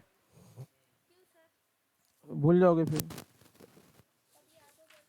लिख दो, अच्छा लिख दो, अच्छा। तो under section 2 sub section sub clause लिखो 31, क्लॉज 31 है, यहाँ पे क्लॉज बोलते हैं, क्या बोलते हैं, क्लॉज, सब सेक्शन नहीं बोलते हैं।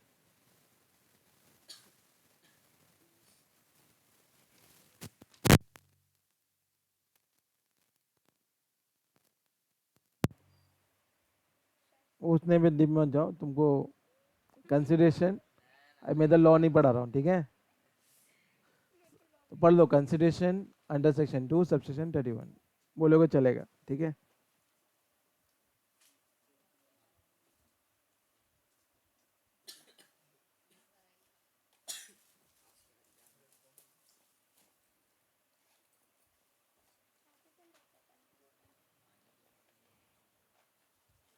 चलो कंसिडरेशन का मीनिंग सिंपल लिख लो, लिख के रख लो,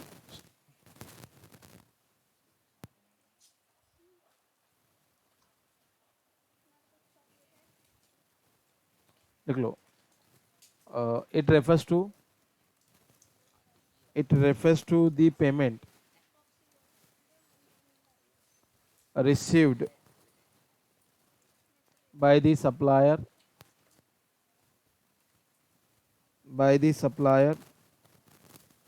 in relation to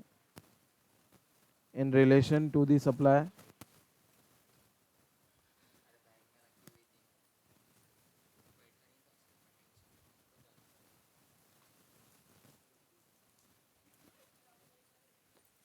of goods services or both,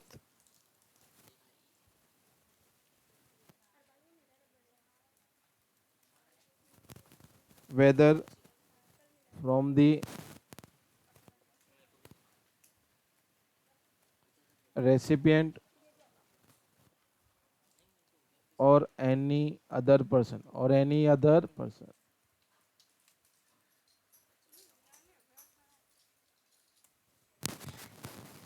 तो कंसिडरेशन का मतलब क्या होता है बेटा, पेमेंट ना, कंसिडरेशन का मतलब क्या होता है, पेमेंट। तो it refers to the, it refers to the it refers to the it refers to the payment, कौन किसको मिलेगा बेटा ये पैसा? It refers to the right payment received है, रिसीव्ड किसको होगा? By the supplier. क्यों होगा? इन रिलेशन टू दी, तो बेटा मैंने क्या दिया है उसको? गुड्स सर्विसेज और both, whether from the recipient, whether from the recipient or any other person. Any other person का मतलब बेटा कोई थर्ड पार्टी से भी पैसा मिलेगा। जैसे फॉर एग्जांपल आप यहाँ पे क्लास पढ़ने के लिए आते हो, तो बेटा उसकी फीस क्या आप अपनी जेब से दे रहे हो क्या? तो बेटा मैं क्या हूँ? सप्लायर हूँ। आप क्या हो? जिसको सर्विस मिल रहा हो। आप क्या हो? रेसिपेंट हो। आप क्या हो? रेसिपेंट हो। बट क्या आप अपनी फीस क्या खुद पे कर रहे हो क्या? नहीं। तो आपके बिहाफ पे कौन पे कर रहा है? पेरेंट्स। तो बेटा कंसिडरेशन कोई भी पे कर सकता है ना, या तो रेसिपेंट पे कर सकता है। अगर आप जॉब करते हो, है ना, कई लोग 90% बच्चों का जो फीस है कौन पे करता है? उनके पेरेंट्स। और जो 10% बच्चे रहते हैं बेटा उनका फीस कौन पे करता है? वो लोग खुद कमाते हैं, खुद क्या पे करते हैं? राइट, कंसिडरेशन पे करते हैं। That's called the consideration. Simple याद रहेगा। तो कंसिडरेशन का मतलब क्या है? It refers to the payment received by the supplier in relation to the goods services और both, whether from the recipient or any other person.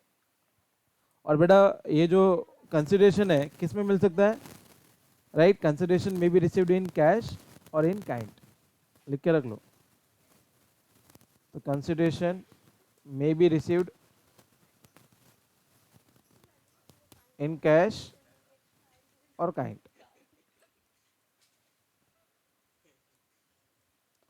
तो consideration may be received in cash or kind।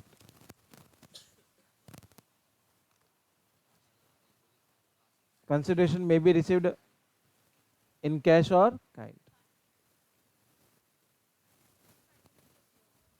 तो kind का मतलब बेटा पैसे को छोड़ के मैं कुछ और कुछ दे रहा हूँ। जैसे राइट, आप मेरे पास क्लास पढ़ने के लिए आते हो बेटा, आपकी फीस है 20,000 रुपया। तो आप या चाहो तो बेटा मुझे राइट लक्ष्मी दे दो, पैसा दे दो, पैसे दो, कैश दे दो, ठीक है।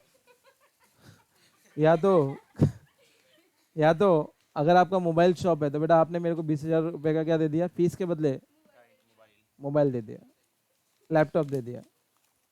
तो उसको बोलते हैं बेटा काइंड। क्या बोलते हैं? काइंड। ओके, अगले आगे लिख लेना।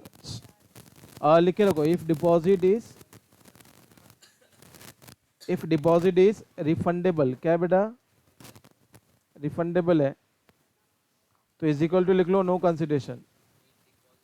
तो बेटा उसको कंसिडरेशन नहीं माना जाएगा। क्या नहीं माना जाएगा? क्या नहीं माना जाएगा?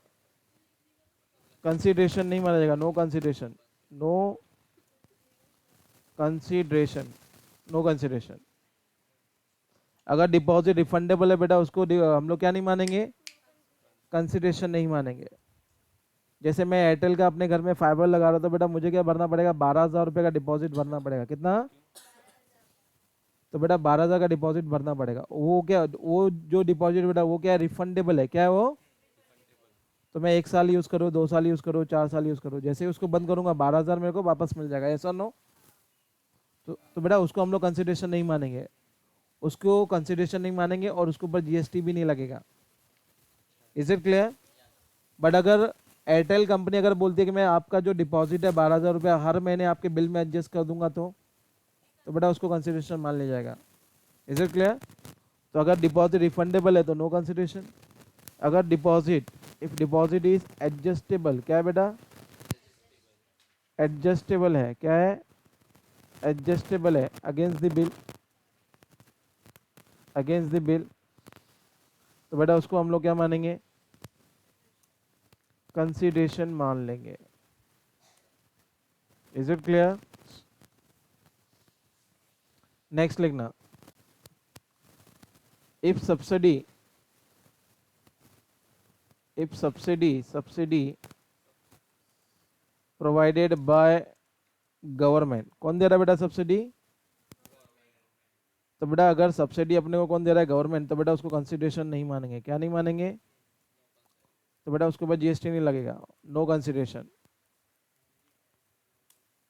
अगर सब्सिडी, ये सब ऑब्जेक्टिव वगैरह में पूछा जा सकता है। तो if subsidy is provided other than government, तो बेटा अगर सब्सिडी कौन दे रहा है, अदर देन गवर्नमेंट, कौन दे रहा है? If subsidy provided by other than government, तो बेटा उसको क्या कंसिडरेशन मान लिया जाएगा? तो yes, it is a consideration, is equal to consideration. तो बेटा कंसिडरेशन में इतना ही है। Is it clear? याद रहेगा सब लोग को? याद रहेगा? तो डिपॉजिट अगर रिफंडेबल है, नो कंसिडरेशन। अगर डिपॉजिट एडजस्टेबल है, तो उसको कंसिडरेशन मान लिया जाएगा। अगर सब्सिडी कौन दे रहा है, गवर्नमेंट, तो बेटा नो कंसिडरेशन। अगर सब्सिडी कौन दे रहा है, अदर देन गवर्नमेंट बोलेगा, तो कोई प्राइवेट कंपनी अगर आपको कंसिडरेशन दे रही है, तो बेटा उसको क्या मान लिया जाएगा? कंसिडरेशन मान लिया जाएगा। और उसके ऊपर क्या लग जाएगा? जीएसटी लग जाएगा। बात आ रही समझ में? जैसे आपकी फीस अगर कोई प्राइवेट कंपनी स्पॉन्सर कर रही है, क्या आप, राइट, कि कोई प्राइवेट कंपनी आके मुझे बोली, जैसे टाटा कंपनी मुझे आके बोली कि भाई राइट, मैं राइट, जो भी आपके पास बच्चे सीखने के लिए आ रहे हैं, राइट, उनकी आधी फीस हम लोग स्पॉन्सर करेंगे। कौन स्पॉन्सर करेगी? तो 20,000 फीस है, तो 10,000 कौन पे कर रहा है? आपका कंपनी, टाटा कंपनी पे कर रही है। ठीक है? तो बेटा, तो मुझे क्या फर्क पड़ता है? कुछ फर्क पड़ता है क्या? फीस आप दो, चाहे आपके पापा दो, चाहे आपकी मम्मी दो, चाहे आपका भाई दो, आपका बहन दो, तो कुछ फर्क पड़ता है क्या? चाहे पैसा कौन दे, राइट, कौन दे, राइट, टाटा दे, अंबानी दे, मेरे कुछ फर्क पड़ेगा क्या? नहीं। तो बेटा मैं तो उसके अमाउंट पे क्या लगा दूंगा? जीएसटी लगा दूंगा, because I am not the government, I am not the government. तो बेटा सब्सिडी मैं नहीं दे रहा हूँ, कौन दे रहा है? गवर्नमेंट नहीं दे रही है, कौन दे रहा है? Other than government, private company. Is it clear? याद रहेगा? ओके, चलो फिफ्थ पे लिखो। तो चलिए गुड्स लिखेंगे, गुड्स, गुड्स, गुड्स कि बेटा टैक्स किसके ऊपर लगता है? गुड्स। और किस पे लगता है? On the supply of what? बार बार पढ़ा हो ना, on the supply of, on the supply of, on the supply of what? हाँ, goods and services, under section 2 subsection 52। Yes, 52। Yes, जो भी डेफिनेशन होते हैं सबका बेटा अंडर सेक्शन 2 ही आएगा। क्या आएगा? कुछ याद हो ना हो तो अंडर सेक्शन 2 तो याद होगा ना आपको? हाँ।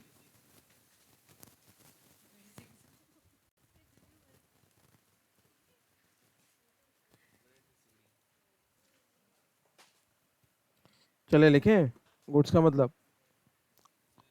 तो बेटा गुड्स मीन्स, नहीं 12 बजे तक चलेगा। Goods means every kind of, क्या लिखा गया है? ऊपर भी लिखा था ना आपको मीनिंग, गुड्स का मतलब क्या है? Yes, goods means every kind of movable property, whether, very good, whether tangible or, whether tangible or intangible, whether tangible or intangible, whether tangible or, हाँ, प्रॉपर्टी। ओके, अभी ठीक है? ओके, चलिए। तो goods means every kind of movable property, goods means every kind of movable property, whether tangible और, whether tangible और intangible। और नीचे लिखना बेटा other than, other than, other than money and, तो बेटा दो को छोड़ गया, दो को छोड़ गया, other than money and securities, money and security, money and securities, money and securities. तो बेटा मनी और सिक्योरिटीज गुड्स नहीं है, मनी और सिक्योरिटीज क्या नहीं है? गुड्स नहीं है। Is it clear? याद रहेगा? तो गुड्स का मतलब क्या होता है? Goods means every kind of movable property, every kind of movable. What do mean by movable? जिसको मैं मूव कर सकता हूँ from one place to the another place. तो जिस फॉर्म में, उस फॉर्म में मैं क्या कर सकता हूँ बेटा? मूव कर सकता हूँ from one place to the another place. जैसे ये राइट, लैपटॉप क्या है बेटा? मूवेबल है कि इमूवेबल है? राइट, ये बुक मूवेबल है कि इमूवेबल है? हाँ, इंटेंजिबल भी गलत लिखा है। हाँ, बता देना मुझे। ठीक है, चलिए, कुछ कुछ प्रेस नहीं होता है इसमें। चलिए, तो goods means every kind of, भावनाओं को समझो, समझ गए ना भावनाओं को, हाँ। तो goods means every kind of, goods means every kind of movable property. तो मूवेबल का मतलब समझते हैं ना, from one place to the another place. और जिसको हम लोग मूव नहीं कर सकते हैं बेटा, ऐसे को हम लोग क्या बोलते हैं, इमूवेबल प्रॉपर्टी। क्या बोलते हैं? और इमूवेबल प्रॉपर्टी, दो चार लाइन छोड़ के नीचे लिख देना, इमूवेबल प्रॉपर्टी के ऊपर बेटा जीएसटी नहीं लगता। क्या नहीं लगता? हाँ, नीचे चार लाइन छोड़ के लिखो, इमूवेबल प्रॉपर्टी के ऊपर क्या नहीं लगता, तो बेटा लिख के रख लो, नो जीएसटी। अच्छा, एक आध एग्जांपल बताओ इमूवेबल प्रॉपर्टी का, तो बेटा सबसे बेस्ट एग्जांपल क्या है? Land and building. क्या है? Land and building. तो लिख के रख लेना लैंड एंड बिल्डिंग, और इज इक्वल टू क्या लिख देंगे? No GST. क्या होगा बेटा? No GST. बात समझ में आ रही है? तो पॉइंट नंबर 2 नहीं है, ये नीचे लिख के रख लो। मूवेबल प्रॉपर्टी होगा तो बेटा जीएसटी लगेगा, बट अगर इमूवेबल प्रॉपर्टी रहेगा तो बेटा no GST. Is it clear? और दो चीज को छोड़ के बेटा, दो चीज को छोड़ के वो गुड्स नहीं है। कौन कौन गुड्स नहीं है? तो बेटा अगर आप किस में डील करता है? मनी में। और किस? सिक्योरिटी। सिक्योरिटीज का मतलब होता है शेयर्स, डिबेंचर, बॉन्ड्स वगैरह। अगर उसमें अगर आप डील करोगे तो बेटा उसके ऊपर जीएसटी नहीं लगता। क्यों नहीं लगता? तो बेटा उसके ऊपर डायरेक्ट टैक्स लगता है। क्या लगता है? डायरेक्ट। कैपिटल गेन लगता है। क्या लगता है? Capital gain. ठीक है। मनी पैसा देखा है आपने? मनी पैसा देखा है? Okay okay. अच्छा, तुम मेरे को कागज पे लिख के दे देगा 100 रुपया कि मैं ग्राहक को 100 रुपया अदा करने का वचन देता हूँ, तो चलेगा क्या? चलेगा क्या? 100 रुपया ऐसा कागज पे लिख के दे दिया मेरे को, लो सर ये मेरा फीस है, ठीक है। 2000 लिख के दे दिया आपने, और फीस लिख के दे दिया मेरे को, सर ये लो मेरा fees, so I will accept. तो this is called the legal tender. This is called the legal tender. क्या बोलते हैं इसको? It's a medium of exchange of goods and services. तो बेटा कोई भी चीज खरीदनी है, बेचनी है, बेटा अपने को क्या चाहिए? इसका एक्सचेंज, इससे एक्सचेंज करना पड़ेगा, ठीक है। It is a medium of exchange, it is a medium of exchange. Is it clear? Okay, ये 100 रुपया है, ठीक है। ऐसा करूंगा तो भी कितना है ये? ऐसा करूंगा तो भी ये कितना है? ऐसे करूंगा तो भी क्या है? यहाँ लेके जाऊंगा तो भी क्या है? ये किसी में डालूंगा तो भी क्या है? ये किसी में ना रखूंगा तो भी क्या हो? कल भी क्या था, आज भी क्या है, और फ्यूचर में भी क्या रहेगा? इसकी फेस वैल्यू चेंज हो रही है क्या? क्यों तुम बोल रहे हो 100 रुपया 100 रुपया? तो बेटा इस पे फेस वैल्यू है। क्या है बेटा? ये इज अ लीगल टेंडर। और यहाँ पे लिखा हुआ है ना, सिग्नेचर भी है गवर्नर का, कि मैं धारक को 100 रुपये अदा करने का वचन देता हूँ, ठीक है। Is it clear? तो बेटा इसमें डील करेगा तो बेटा वो गुड्स नहीं है। क्या ये गुड्स है क्या? तो बेटा करेंसी, रुपया, पैसा, तो बेटा इसको हम लोग क्या नहीं बोलते? गुड्स नहीं बोलते। तो goods means every kind of, ए बोलो क्या होता है, साथ साथ में बोलो। Goods means every kind of movable property, whether tangible or tangible intangible से बताने की जरूरत है क्या? तो बेटा टेंजिबल का मतलब क्या है? जिसको हम लोग देख सकते हैं, छू सकते हैं, महसूस कर सकते हैं। और इंटेंजिबल का मतलब जिसको हम लोग देख नहीं सकते, छू नहीं सकते हैं, तो बेटा उसको हम लोग क्या बोलते हैं? इंटेंजिबल। Is it clear? तो goods means every kind of movable property, जो क्या है बेटा? टेंजिबल होना चाहिए, और intangible other than money and securities, other than, but बेटा इसमें इंक्लूड होता है, बट इंक्लूड्स, बट इंक्लूड्स क्या? मोबाइल प्रॉपर्टी, बट वो जीएसटी के दायरे से बाहर है। लिखा हुआ है ना इधर English, other than money and securities. तो बेटा मनी और सिक्योरिटीज गुड्स नहीं है। क्या नहीं है? और गुड्स नहीं है तो बेटा उसके ऊपर जीएसटी लगेगा क्या? तो लिख के रख लो नीचे, तुम मुझे पता कंफ्यूज तुम गलत करेगा ये। तो मनी एंड सिक्योरिटीज के ऊपर बेटा नो जीएसटी। क्या रहेगा? No GST, no GST. बेटा वो गुड्स भी नहीं है और सर्विस भी नहीं है। क्या नहीं है वो? गुड्स भी नहीं है और सर्विस भी नहीं है। अच्छा, बट इंक्लूड होता है बेटा, दो चीजें इसमें इंक्लूड होती हैं। पहला बेटा लिख लो इसमें एक्शनेबल क्लेम, क्या लिख लो, बट इंक्लूड्स एक्शनेबल क्लेम, और दूसरा बेटा ग्रोइंग क्रॉप्स, फसल, फसल, और फसल किधर उगती है बेटा, आसमान में, आसमान में उगती है क्या फसल, तो बेटा लैंड पे, यस, जमीन पे, grass, grass and things, grass and things attached to or forming part of land, or forming part of the land,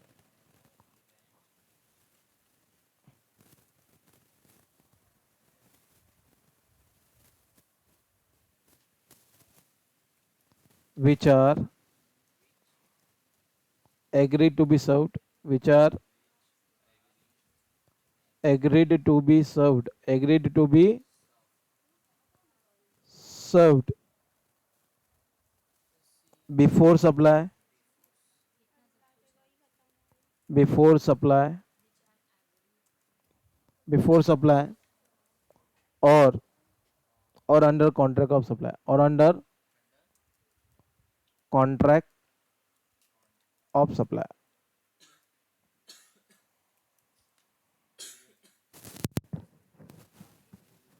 तो इज इट क्लियर। तो बेटा ये दो चीजें इंक्लूड होती हैं गुड्स में, पहला बेटा एक्शनेबल क्लेम, और दूसरा क्या है, ग्रोइंग क्रॉप्स, क्या है, ग्रोइंग क्रॉप्स। तो बेटा what do mean bye actionable claim, जिसके ऊपर मैं क्या ले सकता हूँ, एक्शन ले सकता हूँ, क्या ले सकता हूँ, एक्शन ले सकता हूँ। Is it clear. जैसे आप में से कोई मेरे पास आया, पहले लिख लो, लिखना आया पहले लिख लो।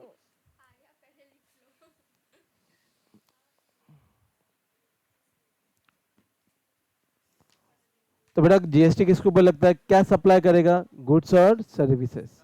तो गुड्स समझना बहुत जरूरी है ना।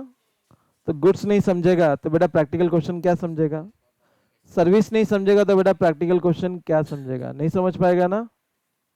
Is it clear.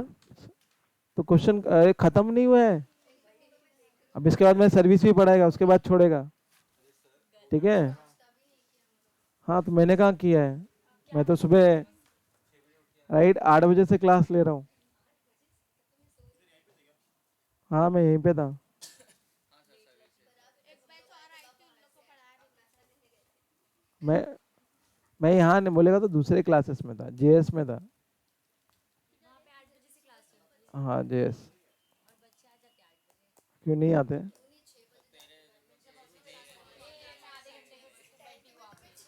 हाँ जेएस, यस।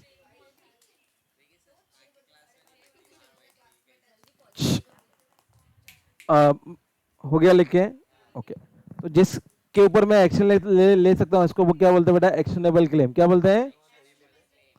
ओके आप मेरे पास आए पैसा ले, आप मेरे पास आए और मुझे बोले सर मेरे को 1 लाख रुपया दे दो, कितना दे दो, 1 लाख रुपया दे दो, तो मैं दे दूंगा क्या, नहीं।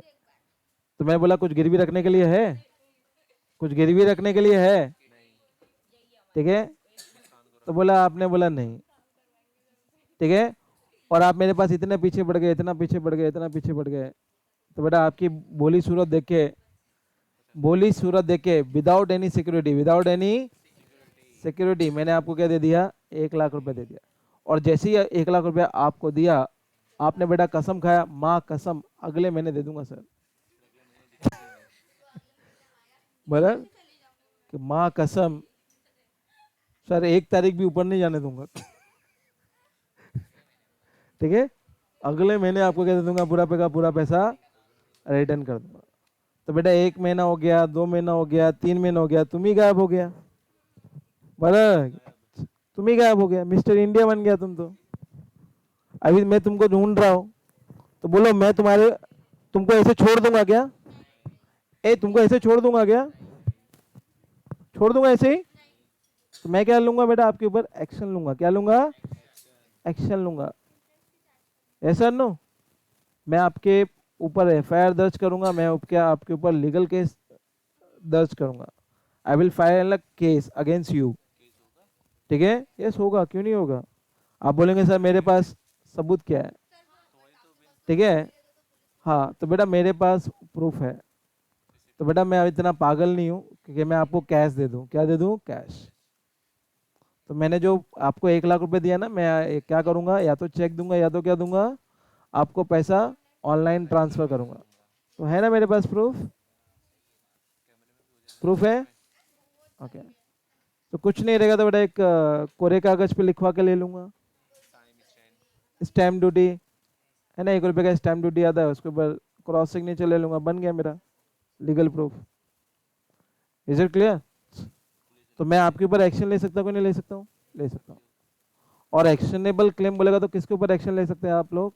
On the unsecured debt. बेटा ये जो मैंने आपको कर्जा दिया वो कौन सा था? सिक्योर्ड था कि अनसिक्योर्ड था? तो बेटा एक्शनेबल क्लेम हमेशा किसके ऊपर लिया जाता है? लिख लेना ब्रैकेट में, किसके ऊपर लिया जाता है? On unsecured debt. Which debt? Unsecured debt. Unsecured debt. Is it clear? तो डेट का मतलब होता है कर्जा। मैंने आपको कर्जा दिया, उसके बदले मैंने कोई सिक्योरिटी लिया क्या आपसे? आपकी भोली सूरत देख के दे दिया।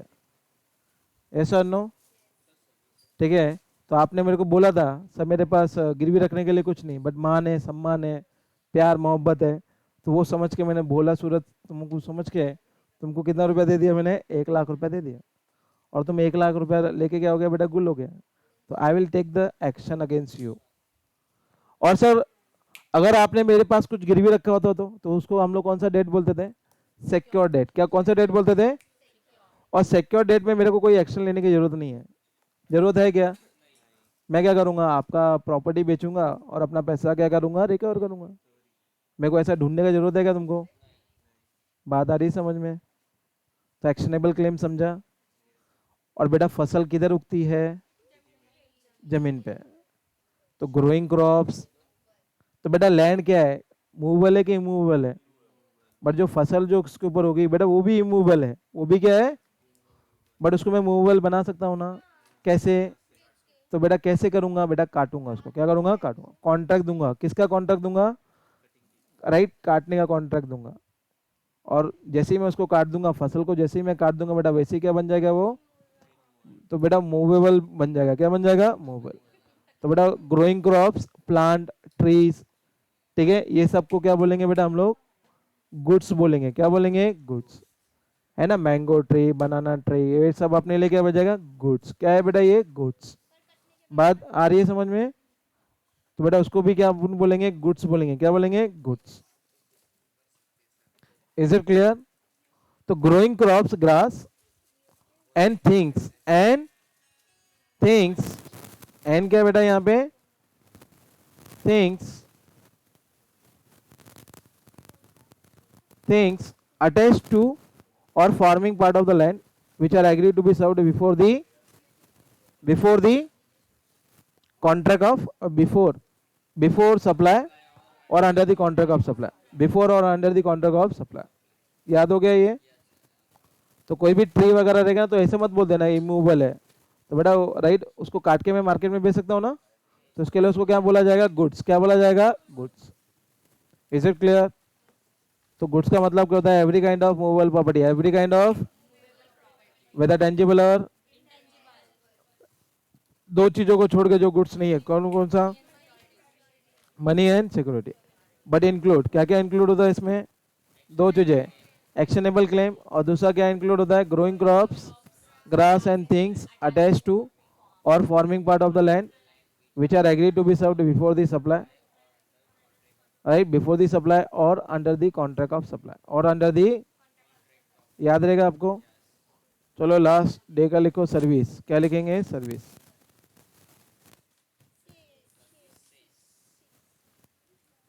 तो बेटा जो गुड्स नहीं है, मनी नहीं है, सिक्योरिटीज नहीं है, उसको अपन क्या बोलेंगे? सर्विसेज बोलेंगे। क्या बोलेंगे? सर्विसेज। हाँ तेरे लिए पता नहीं है।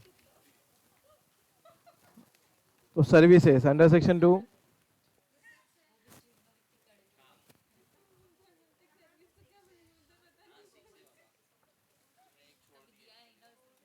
मैंने ना पता है 5 की जगह पे 6 लेना जानता है, बाद में उसको भड़कना भी।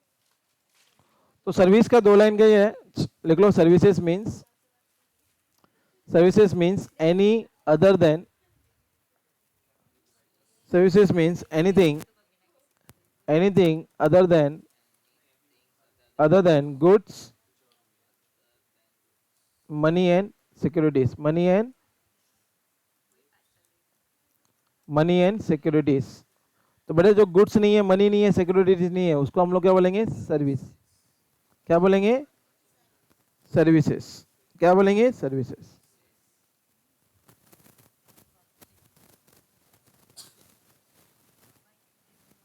but including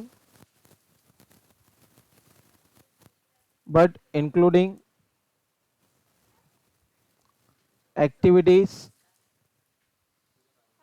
तो बेटा इसमें भी 2 चीजें इंक्लूड होती हैं, activities relating to use of money or its conversion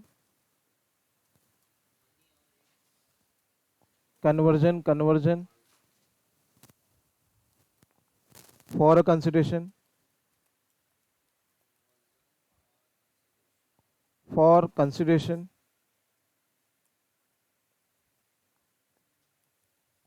but including activities relating to use of money। जैसे बैंक वाले लोग बेटा पैसे यूज करके पैसा कमाते हैं ना वो लोग, और कॉमा करके लिख लेना आगे,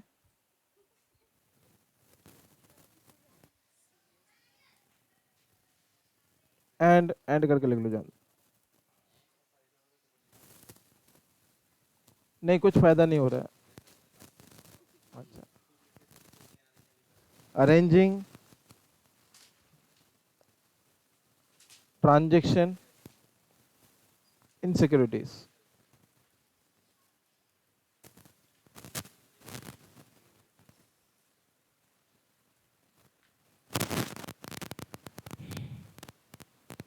तो जो बेटा गुड्स नहीं है, मनी नहीं है, सिक्योरिटीज नहीं है, उसको अपन क्या बोलते हैं? सर्विस। क्या बोलते हैं? Service. Service means anything, other than goods and services, goods, money and securities. ये 3 को छोड़ के बेटा बाकी सब क्या है? सर्विसेज। जैसे मैं आपको क्या दे रहा हूँ? सर्विसेज। कोई पैसा दे रहा हूँ, कोई शेयर दे रहा हूँ क्या? कोई गुड्स दे रहा हूँ क्या? तो बेटा मैं आपको क्या दे रहा हूँ? सर्विसेज। उसके बदले में आप मेरे को क्या दोगे? कंसिडरेशन। क्या दोगे? बट इसमें इंक्लूडिंग होता है बेटा क्या? Use of money. क्या होता है? तो बेटा मैं डॉलर को रुपीस में कन्वर्ट कर सकता हूँ और रुपीस को डॉलर में कन्वर्ट कर सकता हूँ। तो बेटा बैंक क्या मुझे ऐसा फोकट में कन्वर्ट करके देगी? तो बैंक क्या लेगी? चार्जेस। ठीक है। और जैसे मैंने आपको 2,000 रुपया दिया, 2,000 का मेरे पास नोट है, और मैंने आपसे छुट्टा मांगा था बेटा, छुट्टे में बेटा आपने मेरे को सिर्फ 19 नोट दिया। कितना नोट दिया? 1900 रुपये दिए। कितने दिए? 19। तो राइट, मैं बोलूँगा भाई 100 रुपया क्यों नहीं दिया? तो बेटा आपने बोला 100 रुपया ऐसे मैंने चार्ज ले लिया। क्या ले लिया? चार्ज। तो बेटा बैंक जो भी सर्विस देती है उसको क्या बोलते हैं? सर्विसेज। हाँ, पहले बैग वैग पलटी कर लो और सीधा उड़ के जाने का है अपने को घर पे है ना? सीधा जम आना तुम लोग से। अगली छलांग तुम्हारे घर पे होनी चाहिए। ओके। अच्छा, शेयर मार्केट में अगर मुझे शेयर खरीदना तो बेटा किसी ब्रोकर के थ्रू खरीदना पड़ेगा ना? तो अप स्टॉक या तो डी अप स्टॉक हो गया, जीरोधा हो गया, एचडीएफसी हो गया, तो किसी ना किसी बैंक के अंदर मेरे को क्या ओपन करना पड़ेगा? Demat account. क्या ओपन करना पड़ेगा? तो ब्रोकर मेरे को क्या दे रहा है? सर्विस दे रहा है ना? तो बेटा उस सर्विस को अपन क्या बोलेंगे? सर्विस। Is it clear? बात आ रही समझ में? तो वो जो भी मुझे सर्विस देगा उसके ऊपर क्या लग जाएगा? जीएसटी। क्या लग जाएगा? जीएसटी। याद रहेगा? ठीक है। हाँ। एक